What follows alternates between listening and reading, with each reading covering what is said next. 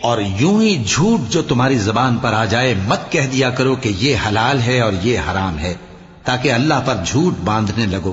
جو لوگ اللہ پر جھوٹ باندھتے ہیں ان کا بھلا نہیں ہوگا۔ جھوٹ کا فائدہ تو تھوڑا سا ہے، مگر اس کے بدلے ان کو عذاب علیم بہت ہوگا۔ اور جو چیزیں ہم تم سے پہلے بیان کر چکے ہیں وہ ہم نے یہودیوں پر حرام کر دی تھی، اور ہم نے ان پر کچھ ظلم نہیں کیا بلکہ وہی اپنے آپ پر ظلم کرتے تھے۔ پھر جن لوگوں نے نادانی سے غلط کام کر لیا پھر اس کے بعد توبہ کی اور نیکوکار ہو گئے تو تمہارا پروردگار ان کو توبہ کرنے اور نیکوکار ہو جانے کے بعد بخشنے والا ہے، رحمت کرنے والا ہے۔ بے شک ابراہیم لوگوں کے امام اور اللہ کے فرما بردار تھے جو ایک طرف کے ہو رہے تھے اور مشرکوں میں سے نہ تھے۔